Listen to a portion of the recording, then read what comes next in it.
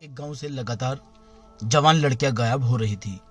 हर दूसरे तीसरे दिन रात को अचानक लड़की घर से गायब हो जाती है और सुबह जब गांव वाले पता लगाने की कोशिश करते हैं तो इस बारे में कुछ भी पता नहीं चलता।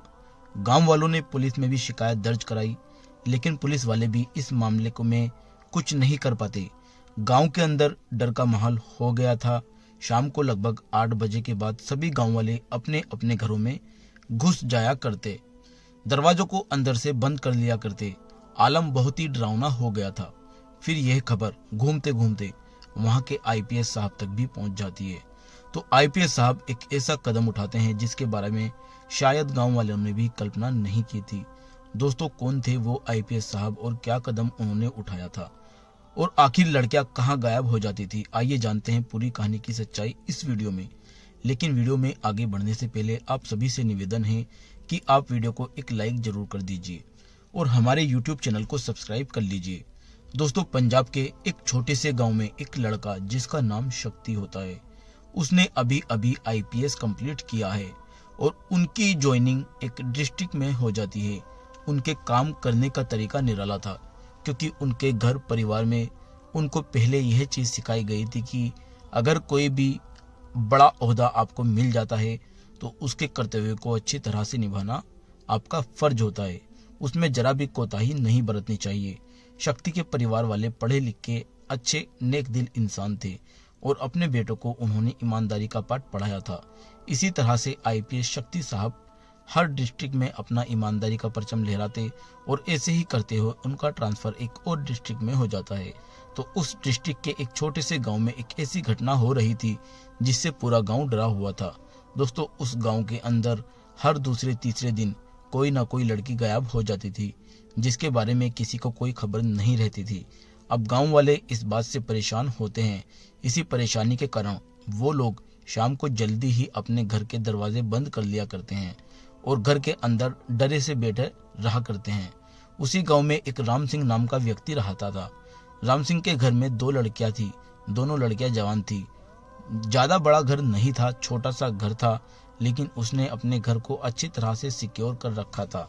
एक रात राम सिंह अपनी बच्चियों को घेर कर घर में सो रहा था, लेकिन अचानक से उसकी एक लड़की रात को गायब हो जाती है। अब जैसे ही राम सिंह घर में देखता है कि उसकी लड़की गायब है और उसके घर का पूरा सामान ऐसे का ऐसे ही है, किसी भी सामान को इधर से उधर नहीं किया गया है, यह बात देखकर राम सिंह फूट फूट कर रोने लगता है, क्योंकि उसकी जवान बेटी घर से गायब हो गई थी।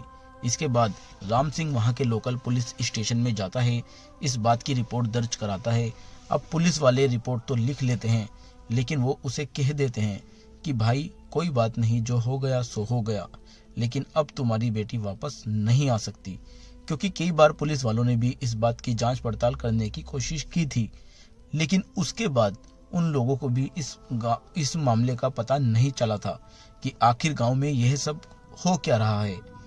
इसके बाद राम सिंह उनसे रिक्वेस्ट करता है, कहता है कि साहब मेरी बेटी को वापस ले आओ, मैं अपनी बेटी से बहुत प्यार करता हूँ, उसके बिना मैं जिंदा नहीं रह सकता।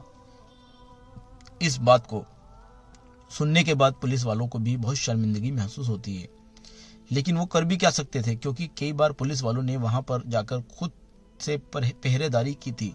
जब वो पहरेदारी करते थे तो उस टाइम पर वहां कोई भी ऐसी घटना नहीं हुआ करती थी। वो राम सिंह को दिलासा देते हैं कि लेकिन उनके केस पर कोई भी कार्रवाई नहीं की जाती है। धीरे धीरे 2-3 दिन बीतते हैं और फिर एक लड़की उस गांव से गायब हो जाती है। अब यह सब देखकर राम सिंह बड़ा ही परेशान था। वह इस बात की शिकायत बड़े अधिकारियों तक पहुंचाने की कोशिश करता है। उसके बाद राम सिंह वहां के आईपीएस साहब के पास जाता है। वहां पर अपनी बेटी की गुमशुदगी की रिपोर्ट उन्हें बताता है। कहता है कि साहब मेरी बेटी गांव से गायब हो गई है और पुलिस वाले इस बारे में कुछ भी नहीं कर रहे हैं। अब जैसे ही आईपीएस साहब को इस बात को सुनते हैं तो बड़े ही परेशान हो जाते हैं। वो कहते हैं कि ऐसा क्यों, पुलिस वाले कुछ क्यों नहीं कर रहे हैं? तो राम सिंह उन्हें पूरे गांव के बारे में बताता है कि साहब हर दूसरे तीसरे दिन गांव से लड़की गायब हो जाती है, कोई भी सुराग उसका नहीं मिलता। जिसके बाद आईपीएस शक्ति साहब कहते हैं कि कोई बात नहीं, अगर ऐसी बात है तो मैं खुद इस बात की तहकीकात करूंगा और पुलिस को बोल देता हूं, आपकी लड़की को जल्द से जल्द ढूंढ लिया जाएगा। इसके बाद आईपीएस साहब वहां के लोकल पुलिस स्टेशन में जाते हैं। उन लोगों से इस बात के बारे में पूरा ब्यौरा लेते हैं। अब पुलिस वाले उनको बता देते हैं कि साहब उस गांव में चक्कर ही क्या है ये तो हमें पता नहीं है, लेकिन जब भी वहां पर जाते हैं तो हमें कुछ भी ऐसा दिखाई नहीं देता। हमारे वहां से आने के बाद दोबारा से ये सभी घटनाएं चालू हो जाती है। कई बार हमने पूरी पूरी रात पहरा दिया, लेकिन जिस दिन हम पहरा देते हैं उस दिन ऐसी कोई भी घटना नहीं घटती है। अब इसके अंदर कोई गांव वाला इन्वॉल्व है या कोई बाहर का व्यक्ति इन्वॉल्व है, इस बारे में हम कुछ नहीं कह सकते। अब इस बात को सुनकर शक्ति सर काफी ज्यादा हैरान और परेशान हो गए, लेकिन फिर भी वो पुलिस वालों को ऑर्डर देते हैं कि जल्द से जल्द उन लड़कों को ढूंढो और केस को जल्द से जल्द रफा दफा करो। ऐसा कहकर वो वहां से अपने आवास पर आ गए। वहां पर लेटे लेटे इन सभी बातों के बारे में सोच रहे थे। उन्हें अपने पिता की वो बातें याद आ जाती है जब उन्होंने कहा था कि बेटा अगर तुम्हारे पास बड़ा अधिकार है तो उसका अच्छे से इस्तेमाल करना चाहिए। जो भी कार्यभार तुम्हें सरकार के द्वारा दिया जाता है उस कार्य को अच्छे से पूरा करना चाहिए। इसी बात को सोचकर शक्ति सर इस केस पर काम करने का फैसला लेते हैं कि मैं खुद इस केस पर काम करूंगा, देखता हूं कि लड़कियां जाती कहां हैं। शक्ति सर लड़कियों के बारे में तहकीकात करने लगते हैं। तहकीकात के दौरान उन्हें पता चलता है कि गांव के अंदर से लगभग अब तक 12-13 लड़कियां गायब हो चुकी है। तो शक्ति सर सोचने लगते हैं कि इतनी सारी लड़कियां अगर एक गांव से गायब हुई है तो हो सकता है उसमें कोई ना कोई हमारे डिपार्टमेंट का आदमी भी मिला हुआ हो। तो इसी वजह से वो इस केस पर अकेले रहकर काम करने का फैसला करते हैं। दूसरे दिन वे अपने ऑफिस में छुट्टी के लिए अपील दे देते हैं और 1 महीने की छुट्टी अपने लिए ले लेते हैं। फिर वहां से किसी दूसरे शहर में चले जाते हैं। वहां एक मेकअप आर्टिस्ट से अपना मेकअप करवाते हैं, अपना भेष एक भिखारी के जैसा बना लेते हैं और अपनी रिवॉल्वर को अपने पास ही रख लिया था। फिर सीधा उसी गांव में आ जाते हैं जिस गांव में ये घटना हो रही थी। आकर उधर गांव में इधर उधर भिखारी की तरह घूमने लगते हैं। घूमते घूमते उन्हें राम सिंह भी मिलते हैं, जो अपनी बेटी की गुमशुदगी की रिपोर्ट लिखवाने के लिए उनके पास गए थे। वो भी उन्हें देखकर नहीं पहचान पाते। अब जैसे राम सिंह उन्हें नहीं पहचान पाए थे तो वो श्योर हो जाते हैं कि उन्हें अब कोई भी नहीं पहचान सकता। तो दोस्तों वो एक प्रोफेशनल भिखारी लग रहे थे। इसके बाद शक्ति सर गांव को उस शाम के वक्त उस गांव में आया करते और सुबह उस गांव से चले जाया करते, क्योंकि जितनी भी घटनाएं थी वो रात के समय की थी। तो रात के समय शक्ति सर इस गांव में रहा करते और इस बात की चौकसी किया करते कि आखिर कौन है वो जो इन लड़कियों को यहाँ से गायब करता है, आखिर माजरा क्या है। गांव के अंदर का आलम यह था कि शाम को 8 बजे के बाद सभी के घर के दरवाजे बंद हो जाया करते। गांव बिल्कुल सुनसान रहा करता था, लेकिन शक्ति सर भिखारी के भेष में पूरी रात भर गांव में इधर उधर घुमा करते। ऐसे जगह जगह पर बैठे रहा करते। लगभग 2-3 दिन उन्हें घूमते हुए हो जाते हैं और दूसरे तीसरे दिन से अचानक से एक नई बात उन्होंने गांव के अंदर नोटिस की थी कि छोटा सा गांव था, ज्यादा बड़ा गांव नहीं था, लेकिन इस गांव के अंदर अचानक से बाहर से कुछ फेरी वाले आज के दिन आए थे और वहां वे गांव के अंदर इधर उधर अजीब तरीके से देख रहे थे। तो उनको देखने के बाद विजय सर समझ जाते हैं कि हो या ना हो लोग इसके पीछे हैं, लेकिन वो मामले की तह तक जाना चाहते थे। तो इसी वजह से शक्ति सर आज रात उस गांव के अंदर 24 घंटे रहकर चौकसी करते हैं और शाम के समय वे गांव के बाहर की तरफ जाकर बैठ गए थे, जहां पर गांव की एंट्री हुआ करती थी। यानी कि वो एक ही रास्ता था जिस रास्ते से गांव के अंदर जाया जा सकता था। बाकी दूसरा रास्ता एक अलग जंगल से होकर आता था। वो जंगल भी उसके साइड में ही था। वो वहां पर बैठे हुए थे और बैठकर इधर उधर देख रहे थे। धीरे धीरे समय बीतता है और रात के लगभग 2 बज गए थे। तो जंगल के अंदर जो झाड़ियां थी उनके हिलने की आवाज और उनके अंदर से किसी व्यक्ति के जाने की आवाज उन्हें सुनाई देती है। इसके बाद शक्ति सर छुपते छुपते उस जगह देखते हैं। उन्हें वहां से 2 व्यक्ति निकलते हुए दिखाई देते हैं। तो वे समझ जाते हैं कि हो या ना हो इन सभी मामलों के पीछे इन दोनों व्यक्तियों का ही हाथ है। इसके बाद आईपीएस साहब उनके पीछे चलने लगते हैं और देखते हैं कि आखिर ये लोग आगे क्या करते हैं।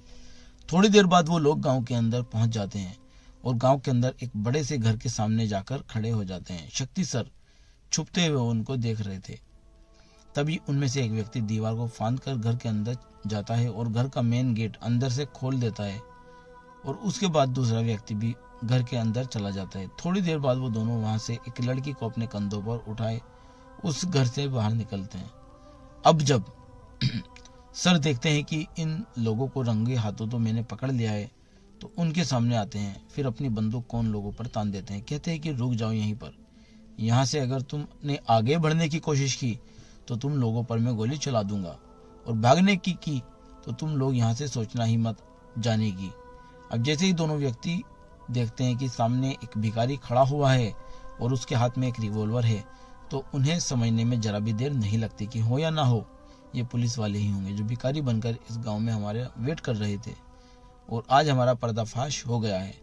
वो भागने की कोशिश भी करते हैं, लेकिन आईपीएस साहब तभी हवा में फायर कर देते हैं, और उस फायरिंग की आवाज़ को सुनकर वो दोनों वहीं पर रुक जाते हैं। अब जैसे ही गांव में गोली चलने की आवाज़ सुनाई देती है तो गांव के सभी लोग हिम्मत करते हैं दोस्तों, और घरों से बाहर आकर निकल जाते हैं, क्योंकि आज चोर सामने थे जो लड़कियों को गायब कर रहे थे।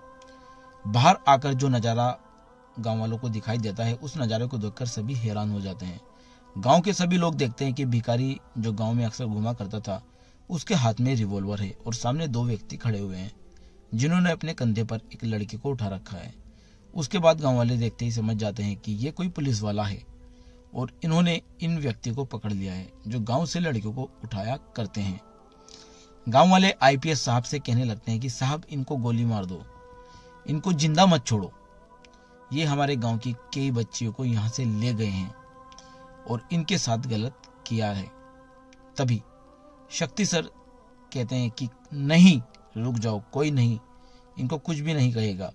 अगर इनको अभी मार दिया तो जो आपकी बच्चियां गायब हुई है उनको वापस कैसे लाया जाएगा। इसके बाद गांव वालों की मदद से उन दोनों को वहीं पर पेड़ से बांध दिया जाता है। फिर शक्ति सर अपनी टीम को फोन करके फौरन यहाँ पर बुला लेते हैं। शक्ति सर की टीम थोड़ी ही देर में गांव में आ जाती है और उन दोनों लोगों को अपने साथ ले जाती है। उनसे पुलिस अपने तौर तरीके से पूछताछ करती है, तो वो लोग सारा का सारा मामला पुलिस वालों के सामने बयां कर देते हैं कि साहब हम लोग लड़कियों को उठाया करते हैं और इनको बाहर देशों में भेजा करते हैं। पुलिस वाले उनसे पूछते हैं कि यह बताओ तुम किस तरह से लड़कियों को उठाया करते हो, और जो आज तक तुम किसी की भी पकड़ में नहीं आए। हम लोग भी वहां पर चौकसी करने के लिए रहा करते थे, लेकिन तुम लोग उस टाइम पर लड़कों को उठाने के लिए क्यों नहीं आए। तो बता देते हैं कि जब आप चौकसी करते थे तो हमें पता चल जाता था कि आप लोग यहाँ पर हैं, लेकिन आज जो साहब चौकसी कर रहे थे उन्होंने बिल्कुल भी महसूस नहीं होने दिया कि यहाँ पर पुलिस भी हो सकती है। वो लोग बताते हैं कि हम दिन में के समय में फेरी वाले बनकर गांव में देख रेख किया करते थे, और जिस घर के अंदर हमें जवान खूबसूरत लड़की दिखाई दिया करती थी उस घर को अपना टारगेट बना लेते थे। रात के तकरीबन 2 बजे हम उस घर में आया करते थे और घर के अंदर एक गैस स्प्रे कर दिया करते, जिस गैस के कारण घर के जितने भी सदस्य थे वो गहरी नींद में सो जाया करते। उसके बाद उस लड़की को उठाकर वहां से अपने साथ चले जाते, काम भी हो जाता और किसी को खानोकान खबर भी नहीं हुआ करती थी। इसके बाद पुलिस वाले उनसे पूछने लगते हैं कि तुम्हारे साथ कौन कौन है। वो लोग सभी का नाम बता देते हैं जो भी उनके साथ थे। उन सभी को पकड़ लिया जाता है। पकड़ने के बाद जो लड़कियां इस गांव से गायब हुई थी उनमें से कुछ लड़कियों को वापस ले आया जाता है। फिर आईपीएस साहब अपनी टीम के साथ उन सभी लड़कियों को लेकर उस गांव में पहुंचते हैं और वहां पर उनके माँ बाप तक उन लड़कियों को पहुंचा देते हैं। जो लड़कियां वो नहीं ला पाए थे उनके लिए उन्हें आश्वासन दिया जाता है। कहते हैं कि अभी हमारी आगे की छानबीन चल रही है, उन लड़कियों को भी जल्द से जल्द हम वापस लाएंगे। इसके बाद जब राम सिंह देखता है कि उसकी बेटी जो कुछ दिनों पहले गायब हुई थी वो वापस आ गई है, तो राम सिंह आईपीएस साहब के पैरों में गिर जाता है और फूट फूट कर रोने लगता है। उसके बाद आईपीएस साहब उसको उठाते हैं और कहते हैं कि बाबा आप क्यों रो रहे हैं, आपकी बेटी तो वापस आ गई, अब खुश हो जाओ और अपनी बेटी के साथ अपनी जिंदगी को अच्छी तरह से व्यतीत करो। तो राम सिंह कहता है कि नहीं साहब, ऐसी बात नहीं है, मेरा तो पुलिस से भरोसा ही उठ गया था जब मैंने भी आपको भी बता दिया था, लेकिन मुझे ये जानकारी नहीं थी कि पुलिस के अंदर कुछ आप जैसे अधिकारी भी होते हैं जो अपने कर्तव्य का पालन करने के लिए भिखारी तक का भेष धारण कर सकते हैं। आप हमारे गांव में भिखारी बनकर घूम रहे थे और हमने आपको पहचाना तक भी नहीं था। आईपीएस साहब मुस्कुरा देते हैं और कहते हैं कि यह मेरा कर्तव्य है। मैंने अपने कर्तव्य का पालन करने के लिए मैं किसी भी हद तक जा सकता हूँ। ऐसा कहकर आईपीएस साहब वहां से उन लड़कियों को लौटाकर अपने कार्यभार को संभालते हैं और उन लोगों पर सख्त से सख्त कार्यवाही की जाती है। उनको कोर्ट में पेश किया जाता है। कोर्ट में उनके ऊपर केस चलता है। उन सभी को सजा सुनाई जाती है। अब ये खबर चारों तरफ फैल गई थी। सभी लोग आईपीएस साहब की वाहवाही करने लगते थे। यह खबर आईपीएस साहब के गांव तक भी पहुंच जाती है। उनके माँ बाप माता पिता तक भी पहुंच जाती है। गांव के अंदर सभी लोग शक्ति सर की तारीफ कर रहे थे। इस तारीफ को जब शक्ति सर के माता पिता सुनते हैं तो उन लोगों को अपने बेटे पर गर्व महसूस होता है। तो दोस्तों, ये थी कहानी एक आईपीएस ऑफिसर की जिन्होंने गुनहगार को पकड़ने के लिए भिखारी का भेष धारण किया और एक ऐसे राज से पर्दा उठा दिया जिसकी वजह से पूरा गांव दहशत में था और सभी लोग अपने घर के दरवाजे बंद करके अंदर सहमे से बैठे रहा करते थे। आप क्या कहना चाहेंगे आईपीएस साहब के बारे में? जो भी आपकी राय कमेंट करके अवश्य बताएं। अगर कहानी आपको जरा भी पसंद आई तो हमारे YouTube चैनल को सब्सक्राइब कर लीजिए, वीडियो को भी एक लाइक दीजिए। मिलते हैं फिर किसी एक नई इंटरेस्टिंग स्टोरी के साथ। तब तक के लिए जय हिंद, जय भारत।